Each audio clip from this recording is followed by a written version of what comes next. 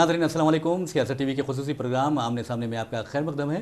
मैं मोहम्मद ग़ियास अहमद। नाज़रीन, जैसा कि आप जानते हैं कि हम जिन शख्सियतों को इस प्रोग्राम में पेश करते हैं वो मुख्तलिफ शोबे हयात से ताल्लुक़ रखती हैं। ख़ास तौर पर अदबी शख्सियतें हमारे इस स्टूडियो तशरीफ़ लाती हैं, मजहबी शख्सियतें भी यहाँ पर आती हैं, सियासी शख्सियतों का भी से भी हम बातचीत करते हैं। और ख़ास तौर पर जहाँ तक आज की जो शख्सियत है हम उनके बारे में आपको मुख्तसर बताते हैं। आपका नाम है ज़ियाउद्दीन नैयर साहब, और आपको ये भी बता दें कि ये मुख्तलिफ इदारों से वाबस्ता हैं। ख़ास तौर पर तामीरुल मिल्लत के नायब सदर हैं और हैदराबाद ज़कात एंड चैरिटेबल ट्रस्ट के ट्रस्टी हैं, और कई तंजीमों के अदबी, तहजीबी, सकाफ़ती और मजहबी तंजीमों से आपका ताल्लुक़ है। और सबसे अहम बात यह है कि आप ख़ास तौर पर माहिर तालीम भी हैं और नौनिहाल मिल्लत को ज़ेवर इल्म से आरास्ता करने के लिए हमेशा बेचैन रहते हैं। इसी वजह से हमने आपको इस स्टूडियो में मदऊ किया है, तो हम आपका खैर मकदम करते हैं हमारे स्टूडियो में। अस्सलाम वालेकुम जी। तो बहरहाल नाज़रीन, ये ज़ियाउद्दीन नैयर साहब को आपने देखा कि जिस अंदाज़ में मैंने आपका तारुफ़ करवाया है, तो पहला सवाल ये करते हैं कि चूँकि आपका कई तंजीमों से वो ताल्लुक़ है, और सबसे अहम बात यह है कि आप, जैसा कि मैंने कहा है कि नायब सदर तामीर मिल्लत हैं, तो तामीर मिल्लत के हवाले से सबसे पहले हम बात करते हैं। जिस तरह आप देखेंगे कि तामीर मिल्लत चाहे 1950 से अगर उसका अहाता करें तो पता चलता है कि उसने ख़ास तौर पर मुसलमानों की तालीमी वो पसमानदगी दूर करने की कोशिश की है। तो इस ज़मन में आप क्या कहेंगे? माशाल्लाह, तामीर मिल्लत का वजूद 1950 में हुआ। जी जी। जब जिस ज़माने में अब पुलिस सेक्शन हुआ जी। और ज़वाल हैदराबाद, सुक़ूत हैदराबाद का नाम दिया गया, और शहर हैदराबाद में तो उतनी तबाही नहीं हुई जो अज़ला में उस ज़माने के जो थे। अज़ला में मुसलमान मुख्तलिफ़ हालात से दो चार हुए। ऐसे हालात में बहुत सारे लोग जो है वतन छोड़कर बाहर नक़ल मुक़ाम करने का भी सोचा लोगों ने, लेकिन खलीलुल्लाह हुसैनी साहब जो बहादुर यार जंग से बहुत मुतासिर थे और उनके मुख्तलिफ़ जो तरबियती क्लासेस समझिए नौजवानों के जो बेगम बाज़ार बैतुल उम्मत में हुआ करते थे, उसमें अभी खलील साहब की उम्र 14-15 साल की होगी कि वहाँ वो महाफ़िल इक़बाल में और कुरान मजीद की तफसीर की महफ़िलों में शरीक होते थे। ये वहाँ उनकी तरबियत इस तरह से हुई कि वहाँ डॉक्टर रज़ीउद्दीन सिद्दीक़ी, प्रोफेसर ग़ुलाम दस्तगीर रशीद और प्रोफेसर यूसुफ़ हुसैन ख़ान जो अक़बालियात के माहिर समझे जाते थे, उन लोगों को सुनने और उनसे सीखने का हमारे क़ायद बानी तामीर मिल्लत खलीलुल्लाह हुसैनी साहब को बहुत मौका मिला। खलीलुल्लाह हुसैनी साहब के साथ गौस खामोशी साहब और तीसरी शख्सियत हमारे अहमद पाशा क़ादिर साहब के भाई जो है। जी जी ना, तो वो ये तीन हज़रात मिल के एक अक्सर उस ज़माने में आपके बंजारा हिल्स की तरफ बिल्कुल सन्नाटा रहता था। रात की चांदनी रातों में ये लोग साइकिलों पे वहाँ पर जाते और उन्होंने जो है वहाँ पर ये सोचा कि भाई मुसलमानों की खिदमत कैसी की जाए, ये जो हालात से दो चार हैं। तो चुनांचे वहाँ मुसलमान हम क्या करें कि उन्वान से उस ज़माने में रहबर मिल्लत निकलता था। जी। उसमें जो एक मज़मून शाये हुआ, तो वहाँ पर ये लोग मिलकर तय किया कि बज़्म अहबाब क़ायम की जाए। बज़्म अहबाब चंद दिनों के बाद उसको तब्दील किया गया, उसमें वसअत दी गई, तो जो है तामीर मिल्लत नाम रखा गया। फिर तामीर मिल्लत बढ़कर और कुछ फैलने लगी अज़ला में, तो उसका जो है नाम कुल हिंद मस्जिद से तामीर मिल्लत रखा गया। जी। इस तरह से कुल हिंद मस्जिद तामीर का वजूद में आए और खलीलुल्लाह हुसैनी साहब की क़ियादत में बहुत सारे लोगों में, नौजवानों में जो एक बेचैनी पैदा हो गई थी और मायूसी, ख़ुनूतियत जैसे थी, तो उन्होंने खलील साहब ने उन्होंने मैसेज दिया कि हमको मायूस होने की ज़रूरत नहीं है, मायूस मुसलमान हरगिज़ नहीं होता। इसी में छोटी तालीमी मुख्तलिफ़ मसाजिद में दीनी तालीमी मराकज़ खोला और उसके साथ साथ छोटी छोटी सनतें लोगों को आमदनी का ज़रिया बनाने के लिए वो खोली गई। इस तरह से ये काम आगे बढ़ता गया। लेकिन आगे बढ़ने के बाद और भी उसमें लोग आते गए, तालीमी और सनती कामों को आगे बढ़ाकर जो है तामीर मिल्लत ने अपना आगाज़ किया और साथ साथ जो है उनको बड़ी कामयाबी जब मिलने लगी तो अज़ला में भी वो लोग गए, खुसूसन आपके उस्मानाबाद, बीदर, ये वो इलाक़े थे जहाँ मुसलमान बहुत तबाह हुए थे। वहाँ पर तामीर मिल्लत ने बहुत ही इब्तिदा से غیر سیاسی طور پہ انہوں نے بہت اچھا کام کیا۔ بہت اچھی بات کہی۔ بہرحال ناظرین، آپ نے دیکھا کہ کس طرح تعمیر ملت کا قیام عمل میں آیا، جناب ضیاء الدین نیئر نے یہ ہمیں بتایا ہے، اور خاص طور پر قائد ملت بہادر یار جنگ رحمۃ اللہ علیہ اور قائد محترم سید خلیل اللہ حسینی صاحب رحمۃ اللہ علیہ کے بارے میں بھی انہوں نے اچھی بات کہی ہے۔ اور جہاں تک حضرت سید خلیل اللہ حسینی رحمۃ اللہ علیہ کا سوال ہے، آپ کو بتا دوں کہ صرف 23 سال کا یہ نوجوان، جب ان کی عمر 23 سال تھی، اس نے ایک بیڑا اٹھایا اس وقت جب کہ ایکشن پولو یا پولیس ایکشن کے بعد مسلمان کافی پریشان تھے اور مسلمان کے حوصلے پست ہو چکے تھے، اور اس نوجوان نے مسلمانوں کے حوصلے بلند کرنے کا بیڑا اٹھایا، اور اس میں غیر معمولی اسے کامیابی ملی ہے، کیونکہ جو انسان اللہ کے لیے اچھے کام کرتا ہے تو اللہ تعالیٰ اس کی غیب سے مدد کرتا ہے۔ یہی حال جناب سید خلیل اللہ حسینی رحمۃ اللہ علیہ کا رہا، اور آپ جناب ضیاء الدین نیئر کا جہاں تک تعلق ہے، آپ جناب سید خلیل اللہ حسینی رحمۃ اللہ علیہ کے تربیت یافتہ بھی ہیں، یہ بہت بڑی بات ہے۔ ایک سوال جیسا کہ آپ نے بیت الامت کا ذکر کیا ہے اور قائد ملت نواب بہادر یار جنگ علیہ رحمہ کا ذکر کیا ہے، تو وہاں پر یہ سنا جاتا ہے کہ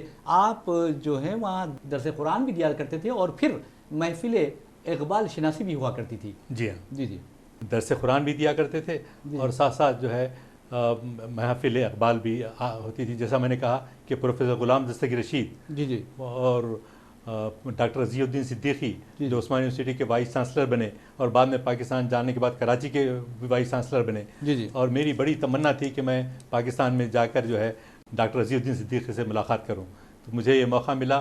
1986 میں وہاں عثمانین مل کر ایک جشن منا رہے تھے عثمانیہ کے بارے میں، تو وہاں جو ہے ڈاکٹر عزی الدین صدیقی کو دیکھنے کا موقع ملا کہ وہ آئے، ان کے ساتھ میں نے ایک فوٹو بھی کھنچوایا تھا۔ جی جی، اور وہ اسی زمانے میں وہاں دلچسپ ایک بات میں آپ سے کہوں جی کہ معین اختر صاحب وہاں کے جو بہت مزاحیہ فنکار تھے، وہ انہوں نے بتایا کہ علامہ اقبال کے بارے میں کہ اب اس زمانے میں مہاجروں کی موومنٹ چل رہی تھی، تو مہاجروں کی موومنٹ میں چونکہ اقبال پنجابی ہے تو لہٰذا اقبال کے کلام کا جو ہے بائیکاٹ کرنے کی بات کو کریں گے۔ تو پہلے معین اختر نے کہا کہ پہلے کہا جاتا تھا علامہ اقبال عالمی شاعر ہیں، اور اس کے بعد جو ہے ان کو کہنے لگا مشرق کے شاعر مشرق ہیں، پھر ان کو گھٹا کر کہا کہ شاعر پاکستان ہیں، کیونکہ ہندوستان والوں نے ان کو جو ہے کہا کہ یہ ہمارے شاعر نہیں ہیں۔ تو آخر میں یہ ہوا کہ معین اختر نے کہا کہ شاعر مشرق بھی نہیں رہے، شاعر پاکستان بھی نہیں رہے، چند دنوں کے بعد یہ ہو جائے کہ شاعر سیالکوٹی ہو کر رہ جائیں، محدود ہو کے جائیں۔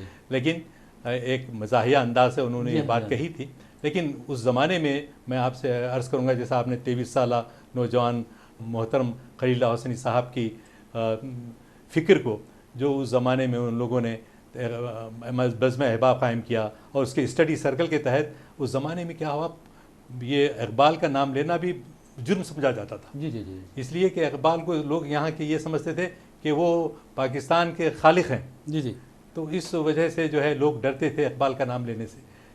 لیکن ایسے حالات میں بھی خلیل اللہ حسینی صاحب نے اسٹڈی سرکل تعمیر ملت کے تحت محفل اقبال کو آراستہ کرتے تھے، لیکن کرتے کرتے آگے بڑھتے بڑھتے 1957 میں انہوں نے اقبال کی بڑی جو ہے وہ جلسے کیے، اور اس میں نہ صرف یہ لوگ پروفیسر جگناتھ آزاد ان کو بھی بلایا، اور آگے بڑھ کر جب خلیل اللہ حسینی صاحب نے کہا کہ اقبال کے کلام کو جو محدود کر دیا گیا ہے اس کو نوجوانوں تک پہنچانا ہے، اور اس کے لیے انہوں نے اقبال اکیڈمی قائم کی، اور اس کے پہلے صدر ڈاکٹر عالم خود میری منتخب ہوئے۔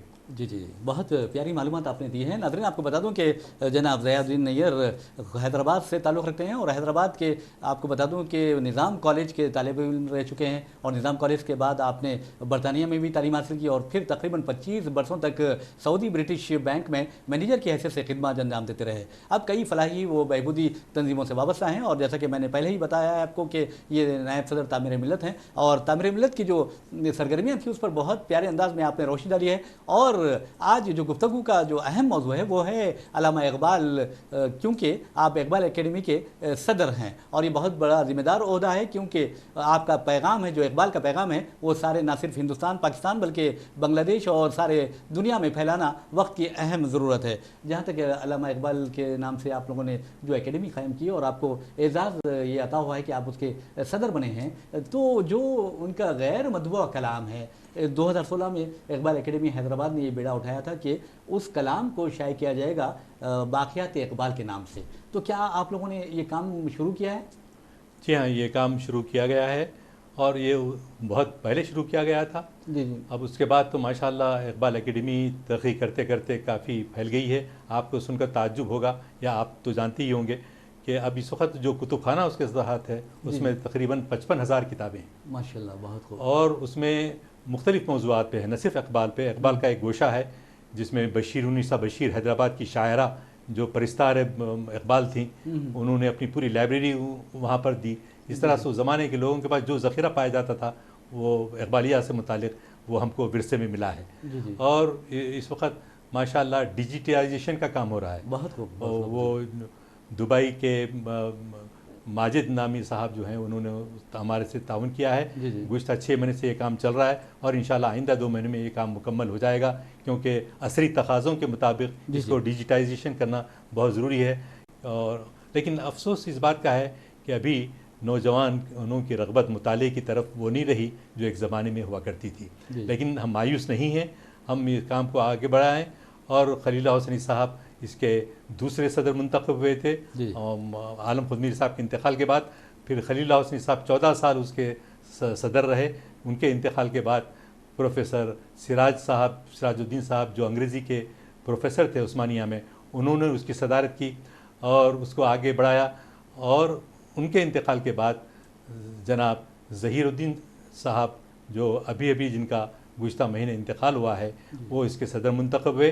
اور حقیقت میں دیکھا جائے تو اقبال اکیڈمی کی کتب خانے کو فروغ دینے میں دن رات شبانہ روز بڑی جو محنت کی ہے وہ ظہیر الدین صاحب مرحوم نے کی ہے، جو تعمیر ملت کے بھی رکن عاملہ تھے اور ساتھ ساتھ اقبال اکیڈمی کی صدارت بھی کرتے رہے۔ اور ان کے دور میں خلیل حسنی صاحب انکریج کرتے تھے، اور 1977 میں بڑے پیمانے پہ یوم اقبال منایا گیا۔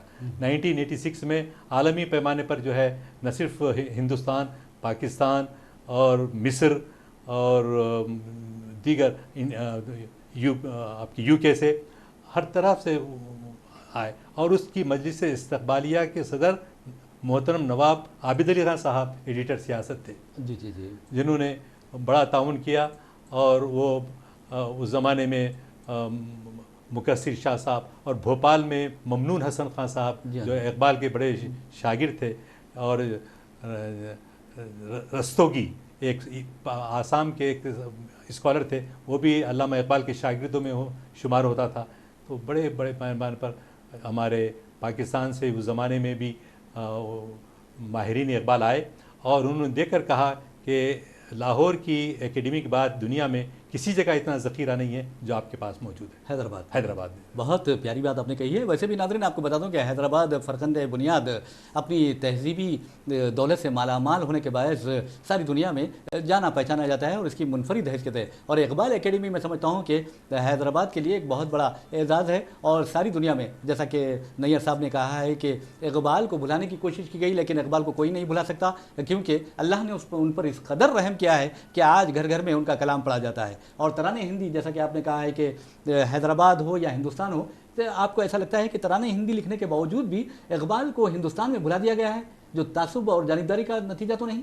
جی ہاں، بالکل آپ صحیح کہہ رہے ہیں کہ یہ حالانکہ اندرا گاندھی صاحبہ نے جب راکیش شرما آسٹروناٹ اوپر پہنچے تو وہاں سے انہوں نے بات کی وزیر اعظم اندرا گاندھی سے کہ ہمارا ہندوستان کیسا دکھ رہا ہے، تو آسٹروناٹ نے کہا سارے جہاں سے اچھا ہندوستان ہمارا۔ انہوں نے اور اسی طرح پنڈت شنکر سے جو ہے اس کی میوزک بھی تیار کروائی تھی اندرا گاندھی نے، وہ بھی اگر آج بھی سنی جاتی ہے تو اس کو لوگ ایسے مہو ہوتے ہیں، جیسا کہ آپ نے ابتدائی گفتگو میں کہا تھا گاندھی جی بھی اس کو اپریشیٹ کرتے تھے۔ اور یقیناً اس زمانے میں بھائی میں 1986 کے جو جشن منایا جا رہا تھا نمائش میدان میں، تو این ٹی راما راؤ مہمان خصوصی تھے، آ کے انہوں نے بڑے لہک لہک سے سارے جہاں سے اچھا ہندوستان ہمارا پڑھا۔ اور گنگا جمنی تہذیب ہماری جو پہلے تھا جیسا فروغ دیا، حیدرآباد ہی وہ جگہ ہے جہاں سب سے پہلے علامہ اقبال کی زندگی میں یوم اقبال منایا گیا۔ بہت پیاری بات کہی ہے۔ جی جی۔ اور یہ جو آج تلنگانے کی اسمبلی بیٹھتی ہے، جی جی، پولیٹیکل، جی جی تو اس میں وہاں پر جو ہے علامہ اقبال نے اپنے خطبات 3 خطبے وہیں پر پڑھے تھے، جی جی اور پہلے خطبے کی صدارت اعظم جاں بہادر نے کی تھی، جی جی اور اس کو مخاطب کیا تھا ڈاکٹر سید عبداللطیف نے جی جی اور یوسف حسین خان صاحب نے، اور دیگر جو زمانے میں دوسرے سیشن میں سروجنی نائیڈو نے اس کی صدارت کی، جی جی سر راجا کشن پرساد نے اس کی صدارت کی، اور اس زمانے کے جو لوگ تھے، اقبال کی زندگی میں ہی یوم اقبال منایا گیا سب سے پہلے حیدرآباد میں۔ بہت اچھی بات اور افسوس کی بات یہ رہی کہ اسی چند دنوں کے بعد علامہ اقبال کا انتقال ہوا جی جی 1938 میں۔ جی جی 1930 جب انتقال ہوا، جلسہ تعزیت بھی جو منعقد کیا گیا وہ حیدرآباد میں منعقد کیا گیا تھا، جی جی جس میں یہ سب بڑے بڑے اکابر تھے۔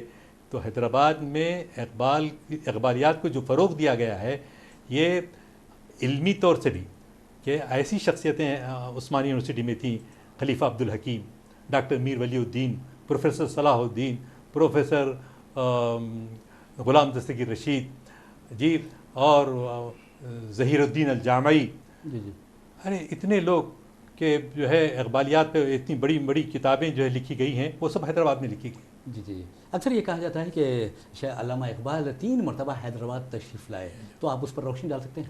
جی ہاں، حیدرآباد علامہ اقبال پہلی دفعہ جو 1910 میں 1910 عیسوی میں یورپ سے واپس ہونے کے بعد 1908 میں وہ واپس ہوئے، اور 1910 میں وہ پہلا دورہ کیا۔ ان کو اصل میں توقعات تھی، لوگوں نے صحافت میں بھی دیا تھا کہ ان کو یہاں کی عدالت العالیہ کا چیف جسٹس بنایا جائے گا، یا نہیں تو عثمانی یونیورسٹی کی وائس چانسلری دی جائے گی، لیکن اقبال سنتے ہی رہے، اخباروں میں پڑھتے ہی رہے، لیکن کبھی یہاں سے کوئی دعوت نامہ نہیں گیا۔ اس سلسلے میں کہا جاتا ہے کہ چونکہ انگریز علامہ اقبال کی فکر سے واقف تھے، وہ نہیں چاہتے تھے کہ وہ حیدرآباد آئیں اور یہاں پر کچھ جو ہے مسلم تہذیب کا احیاء عمل میں آئے۔ اور اس کے بعد جو ہے سب سے پہلا کلام جو عبدالرزاق صاحب نے پرنٹ کروایا تھا، وہ بھی علامہ اقبال کا کلام حیدرآباد ہی میں جو ہے شائع ہوا۔ اور یہاں پر اس کے بعد 1929 میں اقبال کا دوسرا دورہ حیدرآباد کا ہوا، جی جی اور اس دورے میں انہوں نے یہاں پر 3 خطبات آپ کے جو میں کہہ رہا ہوں کہ باغ عام میں دیے تھے، اور تیسری مرتبہ مدراس کو جاتے ہوئے حیدرآباد آئے تھے، وہ بھی 1929 کے آس پاس ہی جو ہے وہ آئے گئے۔ جی جی بہت اچھی بات کہی ہے۔ بہرحال ناظرین، علامہ اقبال کا حیدرآباد سے غیر معمولی تعلق رہا ہے، اور آپ کو یہ بھی بتا دوں کہ ترانے ملی سارے جہاں سے اچھا ہندوستان ہمارا، ہم بلبلے ہیں اس کے یہ گلستاں ہمارا، یہ اس قدر مقبول ہوا ہے کہ آج بھی اگر اس کی دھن بجتی ہے تو لوگوں کے یعنی جذبات سے مغلوب ہو جاتے ہیں لوگ، اور ان کی آنکھوں سے آنسو رواں ہو جاتے ہیں۔ یہ ہندوستان کی شان ہے، اور علامہ اقبال کا یہ ترانہ ہندی میں سمجھتا ہوں کہ اس سے بڑھ کر کوئی خوبصورت اور سننے کے قابل ترانہ ہو ہی نہیں سکتا۔ یہی وجہ ہے کہ 1904 میں آپ کو بتا دوں کہ یہ ہفتے وار اتحاد میں شائع ہوا تھا یہ سب سے پہلے ترانہ، اور اس کے بعد آپ دیکھیں گے کہ بانگے درا میں 1924 میں یہ ترانہ شامل کیا گیا۔ اور آپ نے جیسا کہ کہا ہے کہ گاندھی جی بہت زیادہ بہت پسند کرتے تھے اس ترانے کو، تو اس ترانے کی آج بھی وہی مقبولیت ہے جو 1904 میں تھی، اور آج بھی وہی مقبولیت ہے۔ بہرحال اقبال اکیڈمی کے حوالے سے ہم یہ کہتے ہیں بات تو ہوئی ہے، لیکن جو آپ تعلیمی شعبے میں خدمات انجام دے رہے ہیں، اور خاص طور پر بہبودی چیریٹیبل ٹرسٹوں سے وابستہ ہیں آپ، تو کیا میں اور ایک بات یہ کہنا چاہوں گا کہ جو اقبال فہمی کے بارے میں، اقبال شناسی کے بارے میں ہی نہیں، اردو کے بارے میں جو ہمارا رویہ ہو گیا ہے، موجودہ حکومت جو اس انداز سے اس کو پیش کر رہی ہے کہ اردو کو فروغ کو ختم کر دیا جائے، اردو کا خاتمہ کر دیا جائے، میرے بھائی اصل میں اردو 2 وجہ سے بدنام کی گئی۔ ایک تو ان لوگوں نے جو ہے اپنی طرف سے کہا کہ یہ غیر ملکی زبان ہے، غیر ہندوستانی زبان ہے، اور دوسرا یہ مسلمانوں کی زبان ہے۔ یہ دونوں الزامات بھی انتہائی غلط ہیں، یہ ایسا نہیں ہے، بلکہ یہ پیور ہندوستانی زبان ہے۔ اس میں آپ دیکھیں گے کہ فارسی کے الفاظ آئے ہیں، ضرور عربی کے الفاظ آئے ہیں، لیکن جہاں بھی ہو فعل ورب کا جہاں استعمال ہوتا ہے وہاں ہندی بھاشاؤں کا جو ہے استعمال ہوتا ہے۔ بہت اچھی بات کہی ہے۔ بہرحال جہاں تک اردو اور ہندی کا سوال ہے، یہ کہا جاتا ہے کہ یہ ایک دوسرے کی بہنیں ہیں، اور ایک خالہ ہے تو ایک بھانجی ہے، اس طرح بھی کہا جاتا ہے۔ بہرحال زبانوں کا کوئی مذہب نہیں ہوتا، کوئی سرحد نہیں ہوتا، اور نہ ہی کوئی ملک ہوتا ہے، بلکہ زبانیں ہوتی ہیں۔ اور ایسی تہذیب اور ثقافت کی بات ہے اردو کہ جو ہے آپ کو سن کر پڑھا ہوگا آپ نے کہ غالب نے اپنی کمزور معیشت کے لیے نوکری کے لیے تلاش میں نکلے. جب نوکری کے لیے ان کو بلایا گیا تو جب وہاں پہنچے، وہ پہنچنے کے بعد وہ پھر واپس لوٹ آئے. پوچھا غالب سے لوگوں نے کہ آپ واپس کیوں لوٹ آئے؟ اس لیے کہ میرا استقبال کرنے والا وہاں کوئی تھا نہیں. جی جی جی. یعنی اس وقت اتنی سیلف ریسپیکٹ، جی ہاں، بہت زیادہ. غالب یہ ایسی زبان ہے کہ جس میں سیلف ریسپیکٹ موجود ہے کہ غالب جو ہے جس نوکری کے لیے گئے تھے وہ واپس آئے. ان کا خیر مقدم کرنے والا کوئی نہیں تھا. بہت اچھی بات کہی ہے. بہرحال ایک سوال یہ بھی ہے کہ جیسا کہ میں نے بتایا ہے کہ اپنا ہمارے ناظرین کو کہ آپ کئی چیریٹیبل ٹرسٹوں سے وابستہ ہیں اور فلاحی خدمات بھی انجام دیتے ہیں، تو کس طرح کے بچوں کی آپ لوگ مدد کرتے ہیں؟ اور میں سمجھتا ہوں کہ آپ ان چیریٹیبل ٹرسٹ کی سرگرمیوں پر بھی روشنی ڈالیں گے. بہت آپ کے ماشاءاللہ غیاث الدین بابو خان صاحب سے اللہ نے یہ کام لیا کہ یہ 1992 میں جب بابری مسجد کا سانحہ ہوا تو انہوں نے سوچا کہ بھئی اب مسلمانوں کو اصل کام کیا کرنا ہے. تو بہت سارے دانشور مل کے مشورہ یہ دیے کہ ان کے تعلیمی فروغ، تعلیم میں ان کو جو ہے آگے بڑھانا ہے. تو اسی لیے اس کو قائم کرتے ہوئے غریب بچوں کے لیے انہوں نے اسکالرشپس کھولے اور ماشاءاللہ کروڑوں روپیہ ہر سال جو ہے تقریباً ایوریج جو ہے 15-16 کروڑ روپیہ غریب بچوں کی تعلیمات کے لیے دیا جاتا ہے. جی جی. اور یہ جو رقم جمع ہوتی ہے وہ زکوٰۃ کی ہوتی ہے؟ ایک زکوٰۃ چیریٹیبل ٹرسٹ جو علیحدہ ہے وہ زکوٰۃ سے ہوتی ہے. اچھا. اور زکوٰۃ سے نہیں ہے، صرف جو ہے ایڈ کے طور پہ دیتے ہیں. جو بچے فیملی جو زکوٰۃ کی وہ نہیں ہے کہ عام طور پہ اس کا کرائٹیریا یہ ہے کہ جو 2 لاکھ روپے جن کے والد کی آمدنی سالانہ سے کم ہو وہ مستحق ہیں یہاں سے اسکالرشپ لینے کی. جی جی جی. اس بنیاد پر پورے مہاراشٹرا میں، کرناٹکا میں اور تلنگانہ میں، آندھرا میں، یہاں پر ہزاروں نے، لاکھوں بچوں کو انہوں نے گزشتہ 28 سال میں خدمت کی ہے. جی جی. اور کیے جا رہے ہیں. ایک بات سن کر آپ کو تعجب ہوگا، ان کے بڑے بھائی جو انتقال کر گئے، جو وزیر بھی تھے بشیر الدین بابو خان، انہوں نے گورنمنٹ کے جو اسکولس ہیں، جی جی، گورنمنٹ کے اسکولس کو جو ہے ہوتا یہ تھا کہ عام طور پہ ایک ٹیچر ریٹائر ہو جاتا یا تبادلہ ہوتا، ان اسکولوں میں، اردو میڈیم اسکولوں میں پڑھانے والے اساتذہ کوئی ملتے نہیں. جی جی. اور بچے جو ہے بغیر میتھمیٹکس کے ٹیچر کے، بغیر سائنس کے ٹیچر کے ایسے ہی وقت گزارتے. تو بشیر بھائی اور غیاث بھائی نے مل کر یہ کیا کہ ان کو اس جگہ پر جب تک گورنمنٹ تقرر نہیں کر دیتی وہاں پر جو ہے اساتذہ کا انتظام کرتے اور ان کی تنخواہوں کا انتظام کرتے تاکہ بچے جو ہے تعلیم سے محروم نہ ہوں. جی جی. ان کو تو اس میں لاکھوں بچے جی جی علم حاصل کر کے اب جو ہے کئی انجینئر بنے ہیں، ڈاکٹر بنے ہیں، لڑکیاں بھی ہیں، لڑکے بھی ہیں. سالانہ جو ہے